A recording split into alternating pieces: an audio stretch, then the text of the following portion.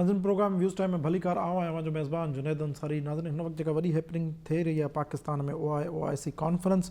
OIC conference में काफ़ी उम्मीदूं आहिनि ऐं कुझु ख़दशा बि आहिनि। उम्मीद इहा आहे त दुनिया खे असां सम्झाइण में केतिरो कामयाब था वञूं त अफ़गानिस्तान जो क्राइसिस केतिरो अहम आहे, केतिरो जेकॾहिं उनखे मैनेज कयो थो वञे प्रॉपर तरीक़े सां त उनजा केतिरा बेनिफिट थी सघनि था ऐं जेकॾहिं इहो क्राइसिस वधे थो त उनजा केतिरा ख़तरनाक नतीजा निकिरंदा।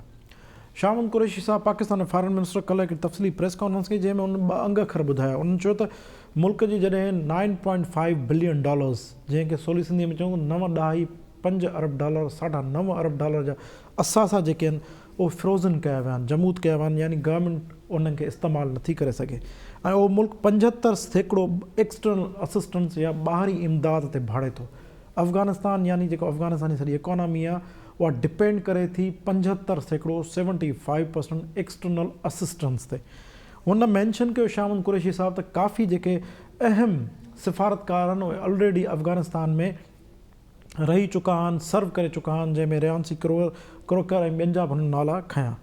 हाणे सवाल इहो आहे त छा पाकिस्तान अफ़गानिस्तान जे मामले ते जेका OIC कॉन्फ्रेंस होस्ट पियो करे दुनिया खे ॿुधाइण में सम्झाइण में कामयाबु वेंदो। असां जेका सिफ़ारती कोशिशि कई आहे जंहिंमें छा असां हिन में कामयाबु वेंदासीं त हिन मसइले खे तरजीही बुनियादनि ते हल कयो वञे ऐं जेका सिटिंग गवर्नमेंट आहे अफ़गानिस्तान में उनखे तस्लीम कयो वञे ऐं उन सां दुनिया इंगेजमेंट में अचे। इन ई मामले ते ॻाल्हाईंदो हिन वक़्तु असांखे पैनलिस्ट टीम जॉइन कयो आहे जंहिंमें शामिल डॉक्टर जमील अहमद ख़ान साहब, इनाम भट्टी साहब, डॉक्टर रफ़ीक चांडियो साहब ऐं डॉक्टर अयूब शेख साहब। डॉक्टर जमील साहब तव्हां मूंखे ॿुधी रहिया? जी क्लियर। डॉक्टर साहब तव्हांखे आवाज़ अचे पियो? बिल्कुल क्लियर आवाज़ अचे तो तव्हांजो, बिल्कुल क्लियर आवाज़ अचे। डॉक्टर साहब OIC जी एक्स्ट्रा ऑर्डिनरी सेशन शुरू थी चुको आहे फॉरेन मिनिस्टर्स जो, 3 ॾींहं ताईं जारी रहंदो। काफ़ी उम्मीदूं आहिनि पर कुझु ख़दशा बि आहिनि। तव्हांजे ख़्याल में असांजी टीम जेका वर्किंग कई आहे अफ़गानिस्तान जे मामले ते इज़ इट इनफ, उहा काफ़ी आहे OIC में पंहिंजो केस पेश करण लाइ, ऐं उहा तव्हां केतिरा पुरुमीद आहियो त असां नतीजा हासिलु करे वेंदासीं ऐं दुनिया खे क़ाइल करे वेंदासीं त हिन मामले खे वधीक संजीदा वठो ऐं तव्हांखे जेकॾहिं मुमकिना तौर ते असांजा नतीजा घुर्बल नतीजा नथा अचनि त पोइ उनजो आउटबर्स्ट छा थी सघे थो? न उहा त असांखे बि ख़बर आहे, फॉरेन ऑफिस खे बि ख़बर आहे त घुर्बल नतीजा हिन में अचणु तमामु ॾुखियो आहे।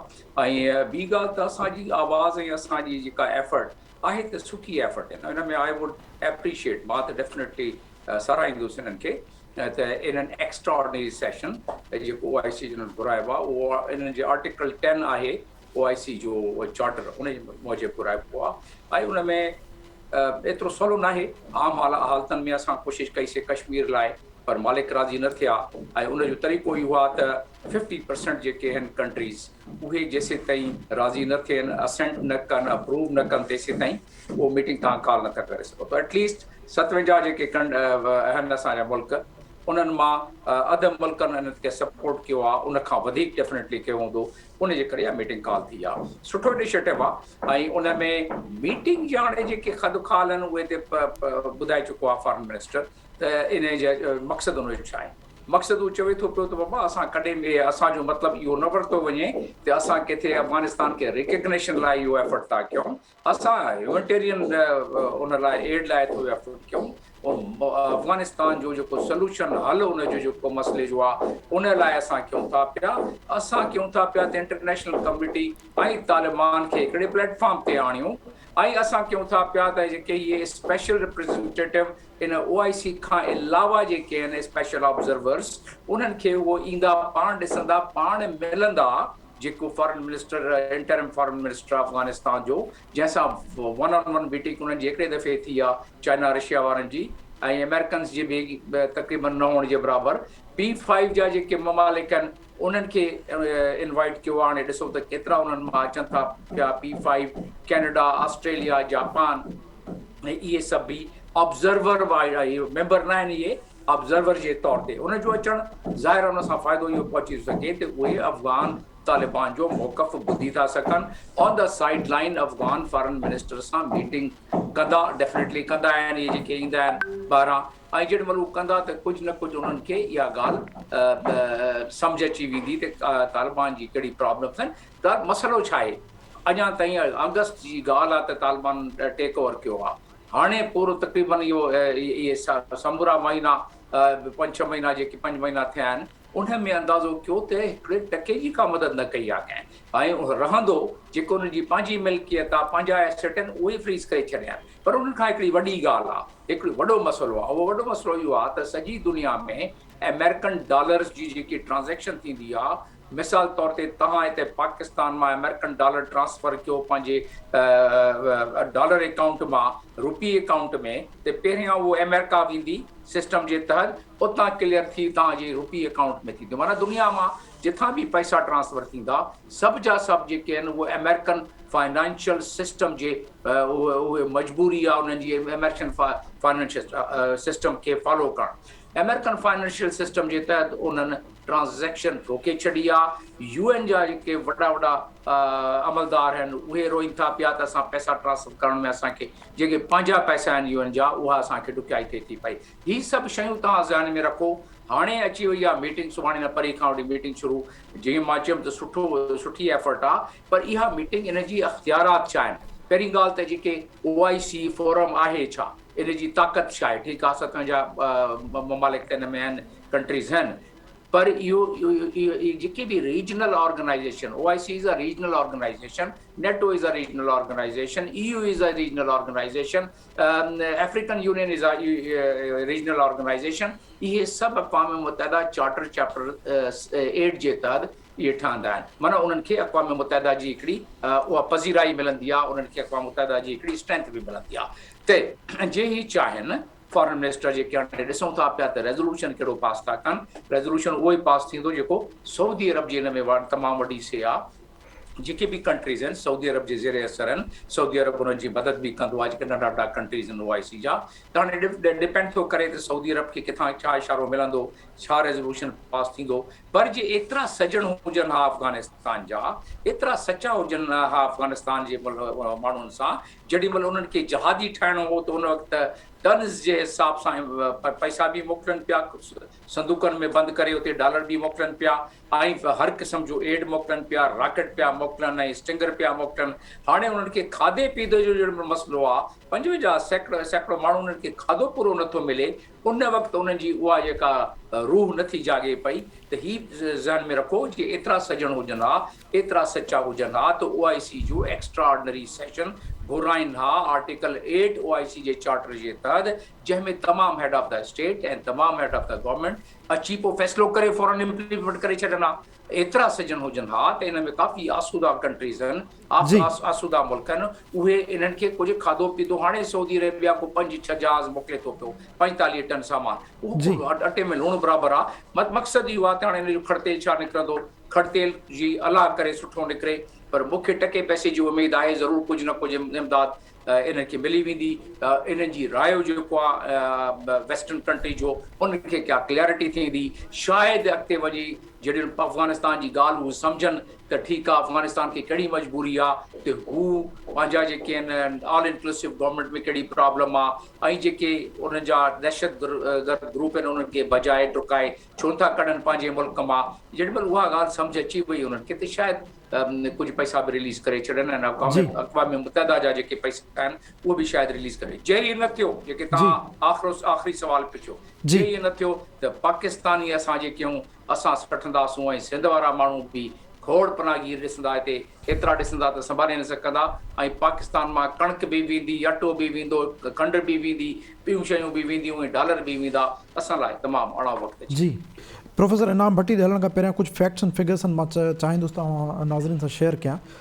रिपोर्ट आहे त जेकॾहिं फौरी तौरु अफ़गानिस्तान खे इमदाद नथी मिले त अफ़गानिस्तान जी हाफ पॉपुलेशन, अधु आबादी जेका इक्वल आहे 22.8 मिलियन, यानी 2.28 करोड़ माण्हू, उहे रिस्क ते आहिनि फूड शॉर्टेज जो, यानी उन्हनि खे खाध खुराक जो कमी जो शिकार थी वेंदा, फूड स्कैरसिटी जो प्रॉब्लम थींदो, जंहिंमें 3.2 मिलियन चाइल्ड्स, 32 लख ॿार सिधी रीति मेल न्यूट्रिशन जो शिकार थींदा, यानी खुराक जे कमी जो शिकार थींदा।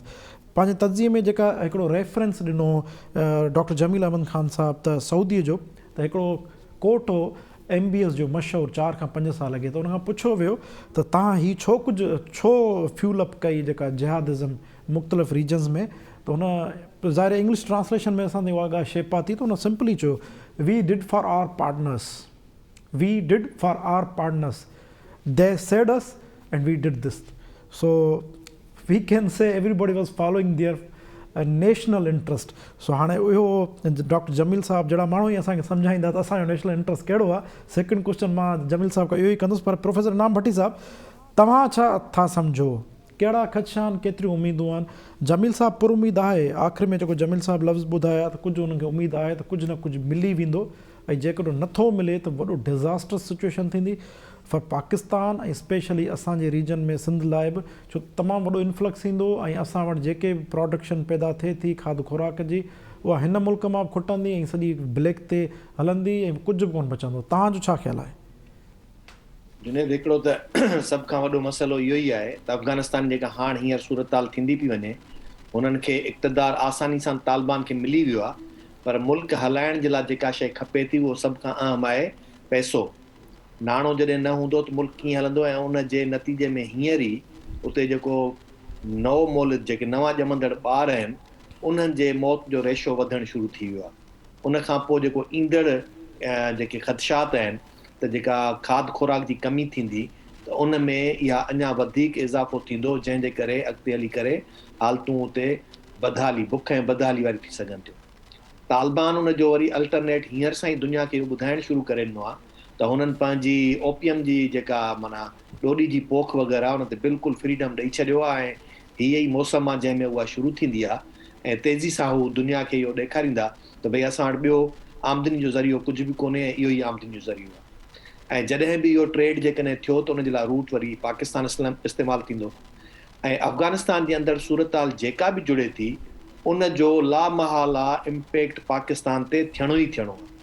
जेकॾहिं बुख ऐं बदहाली थींदी तॾहिं बि हितां शयूं ट्रांसफर थियणु शुरू थींदियूं, पोइ चाहे सिमगिल थियनि, पैसनि ते वञनि, या धाड़ा हणी माण्हू खणी वञनि, या सुभाणे तालिबान जो अॻे बि जेकॾहिं तव्हां माज़ी में ॾिसंदव त कराची जो हिकिड़ो पूरो सिस्टम अंदरि तालिबान ऑपरेट कंदा, जंहिंमें उन्हनि जा फ़ैसिला करणु, उन्हनि खां तावान वठणु, उन्हनि खां ॾंड वठणु, उहे कारोबारियुनि खां वठी करे सभिनी ताईं, ऐं उहे पैसा पोइ जेके होॾे मुंतक़िल थींदा उहे यकीनी तौर ते डॉलर जी शिकिल में मुंतक़िल थींदा. त पाकिस्तान मां ईअं ई डॉलर बि ड्रेन थियणु शुरू थींदो. जेकॾहिं पाकिस्तान मां इन तरह सां डॉलर ड्रेन थियणु शुरू थियो, खाध खुराक जूं शयूं ड्रेन थियणु शुरू थियूं, ऐं हुतां वरी जेके अचण जे लाइ सिर्फ़ु मंशियात ईंदी ऐं दहशतगर्दी जेकॾहिं ईंदी त पाकिस्तान जे लाइ तमामु वॾो ख़तरो आहे. उन ख़तरे खे पेश नज़र मुंहिंजे ख़्याल में पाकिस्तान OIC में इहा एतिरी एफर्ट वरिती आहे, जीअं जमील ख़ान साहब चयो त जेकॾहिं वाक़ई हिननि जी सिंसियरिटी हुजे हा त हुअण त ईअं घुरिजंदो त आर्टिकल 78 जेको आहे सो हुनखे मीटिंग खे कॉल करणु खपे हा. पर जेकॾहिं हुनजे बावजूद बि हिननि सिर्फ़ु एतिरी कई आहे त दुनिया खे ॿुधाइण ऐं ॾेखारणु चाहिनि था त बाबा अफ़गानिस्तान जो मसइलो हीअ आहे. ऐं सम्झां थो पाकिस्तान हिन वक़्तु अफ़गान तालिबान जे जेके उन्हनि जा सम्झो त खणी दोस्ताना तालुकात उन्हनि खे वधीक बहितर करण जे लाइ पंहिंजे तरफ़ां हिकिड़ा एफर्ट्स वठी हुननि ताईं बि पंहिंजो एतमाद ॾियणु चाहे थो त ॾिसो असां तव्हांजे लाइ हीउ कुझु करे रहिया आहियूं. सुभाणे छाकाणि त हिन वक़्तु तव्हां ॾिठो हूंदो त जेका वरी तहरीक तालिबान पाकिस्तान आहे उन जी जेका सूरत हाल वरी पाकिस्तान जे बॉर्डर ते आहे, उहा बि ॾाढी ख़तरनाक लॻी पई आहे. सभिनी शयुनि खे ॾिसंदे ऐं सम्झां थो पाकिस्तान पंहिंजे मथां ईंदड़ वक़्त में जेके मुश्किलातूं उनखे बि ॾिसे थो पियो, ऐं जेके ॿियूं उनखे तकलीफ़ूं हींअर सां ई आहिनि उन्हनि खे बि ॾिसे थो पियो. इंटरनेशनल कम्यूनिटी खे उते वठी अची करे ॾेखारणु चाहे थो त हू छा था करे सघनि. पर आउं सम्झां थो इन सॼे मामले में पाकिस्तान फाथल बि तमामु घणो आहे. पाकिस्तान हुन मां निकिरंदो कीअं? हिकिड़े पासे अमेरिकन पॉलिसीज़ हूंदियूं, हिकिड़े पासे हिननि जी पंहिंजी जेका असां सोच हूंदी तालिबान सां हलण लाइ, ॿिए पासे रशिया ऐं चाइना कहिड़े तरीक़े सां तालिबान खे डील करणु चाहिनि था ऐं उते हू छा था करणु चाहिनि. इन सॼे मामले में पाकिस्तान जो फ्यूचर मूंखे ॾाढो मतिलबु ॾुखियो थो लॻे. हू केतिरी बि कोशिशि कनि, हू कंहिं न कंहिं हिकिड़े तज़ाद खे हल करण ॾे वेंदा, ॿियो तज़ाद उन्हनि जे लाइ नए सिरे सां मथां उन्हनि जे कंध ते अची करे बीहंदो. जे तालिबान सां सेटलमेंट करे उन तज़ाद मां जान छॾाईंदा त ॿियो को न को तज़ाद उन्हनि खे ॻिची में पवंदो. जे तालिबान सां तज़ाद में वञनि था त पोइ वरी अञा वधीक ॻाल्हि लाइ ॾुखी थी वेंदी. जी डॉक्टर अयूब शेख साहब, तव्हां ॿुधो पिया साईं मूंखे? डॉक्टर अयूब शेख साहब, हेलो डॉक्टर अयूब शेख साहब, तव्हांखे मुंहिंजो आवाज़ु अचे पियो? जी जी डॉक्टर साहब अॼु OIC कॉन्फ्रेंस थी रही आहे, अवां जेको डॉक्टर जमील साहब जो इनाम भट्टी साहब जो तजुर्बो ॿुधायो, तव्हांखे केतिरी उम्मीदूं आहिनि OIC कॉन्फ्रेंस मां त असां जेको केस रखणु चाहियूं था अफ़गानिस्तान जो दुनिया जे आॾो इन फोरम तां असां पंहिंजो केस रखे दुनिया खे कन्विंस करे वेंदासीं त अफ़गानिस्तान जी माली मदद कई वञे, न त हुते तमामु वॾो इंसानी बहरान जनम वठण जो ख़दशो आहे। अफ़गानिस्तान हींअर ज़िंदगी ऐं मौत जे बिवाटे ते आहे। हितां जा जेके किरोड़े माण्हू आहिनि उन्हनि वटि को बि अलाह ताला कोन्हे। उन्हनि खे आख़िरी आसिरो आहे या त उहो पोस्त जी पैदावार वधाइनि ऐं सॼी दुनिया खे नशो फराहम कनि, ऐं ॿियो तरीक़ो हीउ आहे त हुन जी माली मदद कई वञे त जीअं हू थोरो जीअरा रहण जहिड़ा थी वञनि। ही OIC कॉन्फ्रेंस दरअसल अमेरिका जेको इन्वायरमेंट नओं क्रिएट कयो आहे पंहिंजी हिस्ट्री में इस्लामोफोबिया जे ख़ात्मे जे लाइ, ही दरअसल उन एम्बेसेडर जे अराइवल ते हीअ OIC थी थिए त असांखे हाणे हिन खिते में सऊदी अरब जे तब्दील थियल पॉलिसी खां पोइ कहिड़ा कहिड़ा कम करणु खपनि ऐं कहिड़ा करे सघूं था। मुंहिंजो पंहिंजो ख़्यालु हीअ आहे त OIC जे हवाले सां पाकिस्तान जे फ़ाइदे जी का बि ॻाल्हि न थींदी, सवाइ हिन जे पाड़े में जेको बुख मरंदड़ अफ़गानिस्तान आहे, जेकॾहिं उनखे जीदान मिली वियो त बदअमनी ऐं अफ़रातफ़री असां ॾे ट्रांसफर न थींदी, न त पाकिस्तान जो तमामु घणो नुक़सानु थिए। जी डॉक्टर रफ़ीक चांडो साहब, तव्हां ॿुधी रहिया आहियो मूंखे? जी दा डॉक्टर साहब, हीअ जेको इकोनॉमिक कंडीशन वर्स थी चुकी आहे अफ़गानिस्तान जी, ऐं जीअं डॉक्टर साहब चयो, डॉक्टर अयूब शेख साहब, त हाणे जेकॾहिं तव्हां हुननि जी मदद न कंदव त हू दुनिया खे हुननि वटि नशो सप्लाई करण खां अलावा को ऑप्शन न आहे।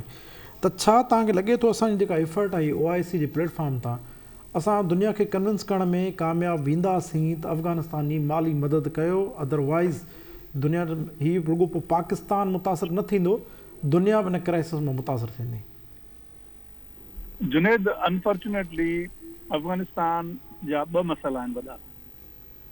हिकिड़ो मसइलो हुननि जो इहो आहे त अहिड़े टाइम ते अफ़गानिस्तान में जेका हुकूमत आहे उहा ट्रांज़िशन थी आहे, जंहिं टाइम ते जेके इंटरनेशनल फोर्सिस आहिनि उन्हनि जो इंट्रस्ट यानी इन जियो पॉलिटिक्स में ख़तम थी वई आहे, उहा शिफ्ट थी वियो आहे इंट्रस्ट होॾे पंहिंजो में मिडल ईस्ट में।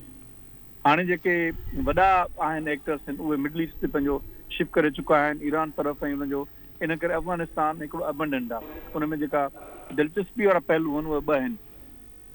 हिकिड़ो इंडिया ऐं पाकिस्तान जी जेका स्ट्रेटेजिक डेप्थ आहे उहो हुननि जो क्वेश्चन आहे, इन करे उहे ॿई हुन ते करे रहिया आहिनि। मसइलो हुननि जो इहो आहे त तालिबान हुकूमत मसइलो आहे, छो त तालिबान हुकूमत जंहिं तरीक़े सां आई आहे हिकिड़ी फंडामेंटलिस्ट हुकूमत आहे, उन करे बॉर्डर्स ऐं जेको ट्रेड आहे ऐं सॼो हिकिड़े क्वेश्चन जो शिकार आहे। उन करे उते पॉवर्टी ऐं उते जेका फूड सिक्योरिटी आहे उन जा सवाल शुरू थी वेंदा हूंदा।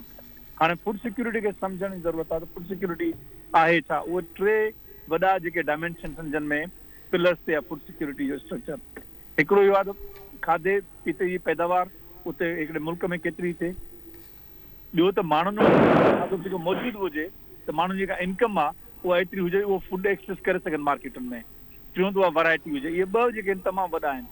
हाणे ॻाल्हि इहा आहे त अफ़गानिस्तान केतिरो पहिरीं जेके इम्पोर्ट ओरिएंटेड फूड ते पंहिंजो हुननि जो हुयो पंहिंजो डिपेंडेंस हुई।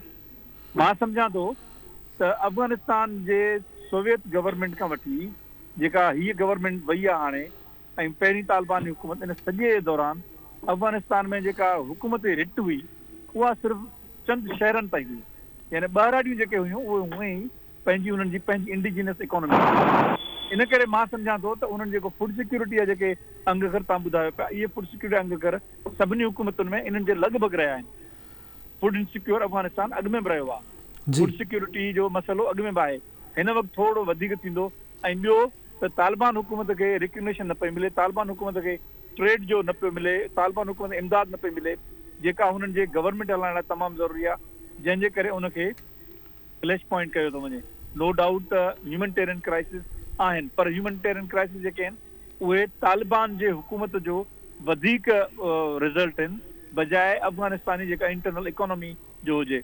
बाक़ी जेको आहे नशे जो जेको आहे कारोबार उनखे हाईलाइट कयो थो वञे पियो, बिल्कुलु सही आहे। ऐं स्टेटिस्टिकली तव्हां जेके ॾिसो UNODC जी या उन जूं जेके रिपोर्ट्स आहिनि उहे ॿुधाइनि पियूं त अॻु में बि इहो आहे त अफ़गानिस्तान में कास्ट जेका हुई उहा घटि ज़रूर थी हुई, ख़तमु कोन थी हुई, उहा वरी वधी वई आहे। पर जॾहिं तव्हां उन्हनि खे इकोनॉमिक रिलीफ न ॾींदव त हिकिड़ा माण्हू बुख मरंदा त पोइ त ऑप्शन लेस थी वेंदा, हुननि खे जहिड़ो त रहणो आहे पोइ।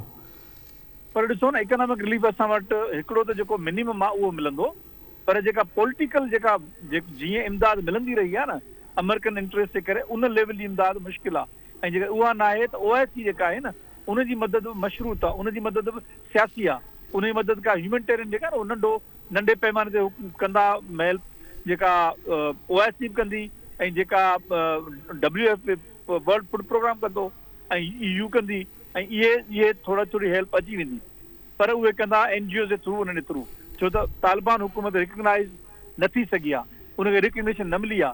इहो हिकिड़ो पॉलिटिकल सुवाल आहे ऐं अफ़गानिस्तान जो जेको मसइलो आहे उहो हिन वक़्तु बि पॉलिटिकल आहे, ह्यूमैनिटेरियन क्राइसिस उन पॉलिटिकल इशू सां लाॻापियल आहिनि। जी डॉक्टर जमील साहब, हाणे अवां ॾे पियो अचणु चाहियां, हाणे ॿ टे सिचुएशन्स आहिनि। हिकिड़ो इहो, लेट सपोज़ जेकॾहिं कुझु इमदाद ॾिनी थी वञे, इकोनॉमिकल रिलीफ ॾिनी थो वञे, असांजी एफर्ट कामयाबु थिए थी, तव्हां सम्झो था त जेका सिटिंग गवर्नमेंट आहे अफ़गानिस्तान में उहा इमदाद बि कंडीशनल हूंदी या कुझु तक़ाज़ाऊं हूंदियूं, जीअं हींअर डॉक्टर रफ़ीक चांडी साहब ॻाल्हि कई त OIC जे प्लेटफॉर्म तां बि जेकॾहिं का मदद थिए थी त डू यू थिंक त उहा हिकिड़े नैरो स्पेसिस में हूंदी? उहे 5 पॉइंट जेके आहिनि उहे शुरू खां वठी सिक्योरिटी काउंसिल में पहिरें दफ़े पास थी, या सितंबर जी 6 तारीख़ हुई या 7 तारीख़ हुई तालिबान टेक ओवर खां पोइ। उन्हनि 5 पॉइंट उन्हनि ॿुधाए छॾिया त ही पॉइंट्स तव्हां करे वठो। उन में छा हो त woman right, children right, education, ऐं उन खां बाद अफ़गान सरज़मीन कंहिं ॿिए दहशतगर्द ग्रुप या कंहिं ॿिए मुल्क लाइ त इस्तेमालु न थिए, अफ़गान तंज़ीमनि खे जेको आहे डिसमेंटल कयो वञे। त ही 5 पॉइंट जेके हुया शुरू खां वठी, उन में त उहो अञा बि सॼी उन में यूनानिमिटी आहे, सभिनि में ॿधी आहे। इवन पर पाकिस्तान पंहिंजी सलामती काउंसिल जी कमेटी जी जेका मीटिंग हुन में बि इहे 5 पॉइंट उन रखिया, चाइना, रशिया, ईरान सभिनी इहे 5 पॉइंट रखिया आहिनि। इहे कंडीशन मां सम्झां थो पियो त उहा ख़तमु न थींदा, ऐं उन कंडीशनल कंदा इहे इन में त थोरो ओड़े हिसाब सां ॾींदा अफ़गानिस्तान खे। त अफ़गानिस्तान वारा माण्हू जेके आहिनि बिल्कुलु जीअं डेविड नाले जो माण्हू आहे, director of World Food Programme, उन चयो आहे त माण्हू मरणु शुरू थी विया आहिनि, ऐं जे असां खुराक न ॾिनी त इन में माण्हू लखनि जे हिसाब सां मरी वेंदा।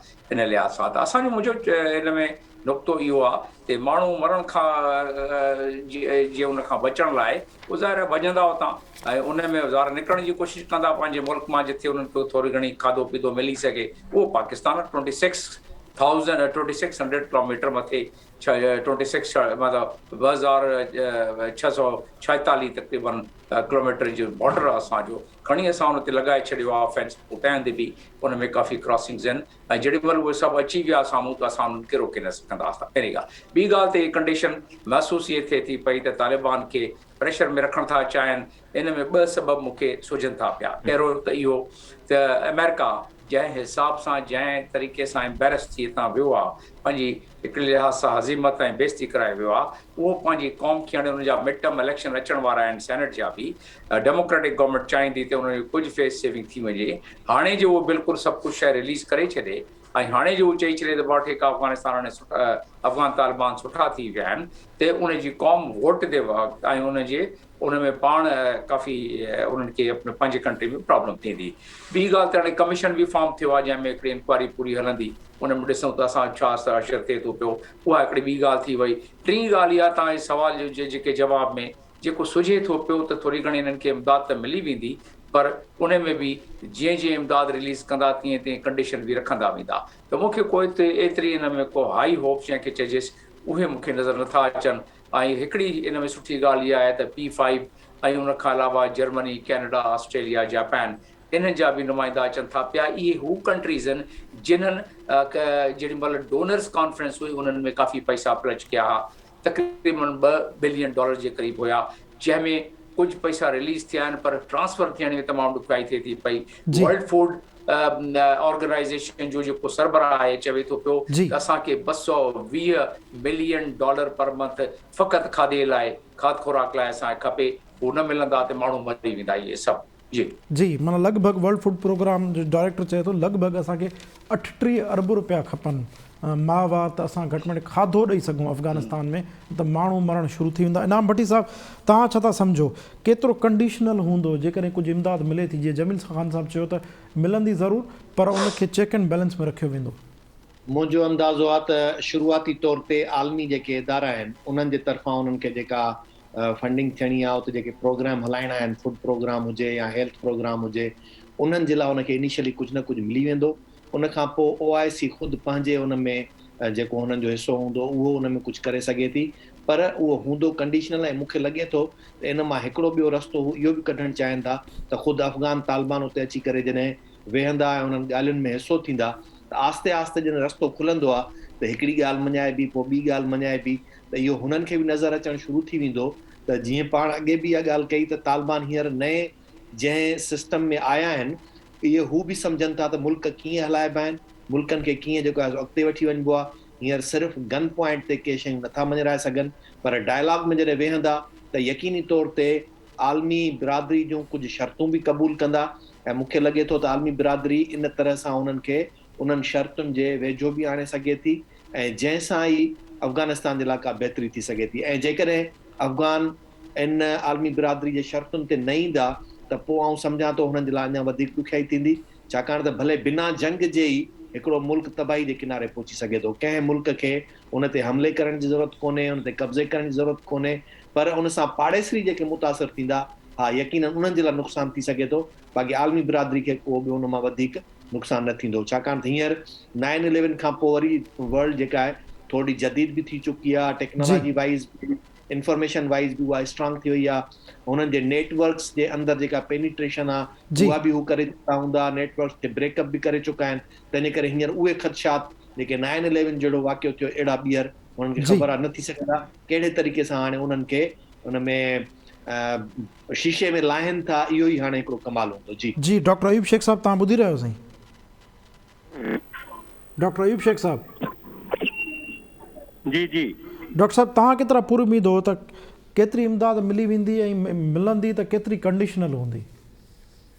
जुनेद, किन हालतुनि में छा थींदो आहे त मुल्क जीअरो रखण बि हिकिड़ी कंडीशन हूंदा आहिनि, छो त पाड़े में असांखे उन मुल्क खां वठणा हूंदा आहिनि। इन करे हीअ कंडीशन इहा न हूंदी त सवड़ियूं ॾियो था या न, सीअ में था ॿारियो या गर्मी में था ॿारियो। हिननि खे जीअरो रखी ख़ुदि अफ़गानिस्तान खे बहाल करण ई पाड़े वारनि रियासतनि जे लाइ हू अॻियां हली हिकिड़ो तमामु जोखम वारो कमु हिननि खां वठी सघनि था। उन में पहिरियां का बि कंडीशन न हूंदी। कंडीशन इहा आहे त हिननि खे जीअरो रखणु खपे, जीअरो रखणु घुरिजे। डॉक्टर रफ़ीक चांडियो साहब, तव्हां ॿुधी रहियो साईं मूंखे? जी दा जी दा तव्हां छा था सम्झो कि जेकॾहिं इमदाद मिले थी त उहा केतिरी कंडीशनल हूंदी ऐं केतिरी वायबल हूंदी हिन सिचुएशन में? जॾहिं प्रोफेसर डॉक्टर जमील अहमद ख़ान साहब चए थो त वर्ल्ड फूड प्रोग्राम जो डायरेक्टर चए थो त हर महीने असांखे रुगो 38 अरब रुपया पाकिस्तानी जेके खपनि हिननि माण्हुनि खे जेरे रखण लाइ। ॾिसो, बिल्कुलु सही ॻाल्हि आहे इहा त कंडीशन्स जेके आहिनि उहे कहिड़ियूं थी सघनि थियूं। जेकॾहिं इंटरनेशनल कम्युनिटी ह्यूमन राइट्स जूं कंडीशन ई सिर्फ़ु हणनि थियूं त तालिबान नज़रियाती तौर ते इन ॻाल्हि जे ख़िलाफ़ आहिनि त उहे छोकिरियुनि खे पढ़णु ॾियनि। भई जेकॾहिं उन ते हू अचनि था त हुननि जो सॼो नज़रियो जेको आहे, जेको इस्लामी तरीक़ो आहे, उन जे ख़िलाफ़ आहे। म्यूज़िक बंदि कराए छॾी अथनि। बैंकिंग सेक्टर ते हू पंहिंजो तमामु वॾी ज़रबकारी ज़रब हणंदा त वाहे ब्याज बंदि थिए सॼो। ऐं जेके इंडस्ट्रीज़ आहिनि, जेका उन में जेका सर्विस इंडस्ट्री आहे, उहा मुंहिंजो अंदाज़ो आहे त इहा मुकमिल तौर ते न तॾहिं बि 80% ख़तमु थी वेंदी, छो त सर्विस इंडस्ट्री जूं पंहिंजूं हिकिड़ियूं रिक्वायरमेंट्स आहिनि। इंटरनेट ते बि ख़बर आहे त हुननि जो अहिड़ो हुजे त शैतानी कमु आहे। इहे सभु मामला जेके आहिनि जी, हुननि खां जेकॾहिं टर्म्स एंड कंडीशन्स ते जेके बि अचनि, बेसिक टर्म्स कंडीशन्स आहिनि इंटरनेशनल कम्युनिटी जूं, उन्हनि ते उहे न अची सघंदा। इन करे इहो प्रॉब्लम आहे ई पंहिंजो तालिबान हुकूमत जो। तालिबान हुकूमत सां प्रॉब्लम आहे। जी, तालिबान हुकूमत जो प्रॉब्लम आहे। जी, वॾी महिरबानी डॉक्टर रफ़ीक चांडियो साहब, डॉक्टर जमील अहमद ख़ान साहब, डॉक्टर अयूब शेख साहब, इनाम भट्टी साहब, तव्हां पंहिंजी क़ीमती राय खां असांखे आगाह कयो। नाज़रीन, प्रोग्राम टाइम पुॼाइण थो पहुचे। पंहिंजे मेज़बान जुनैद अंसारी ॾींदा इजाज़त। सदाईं गॾु।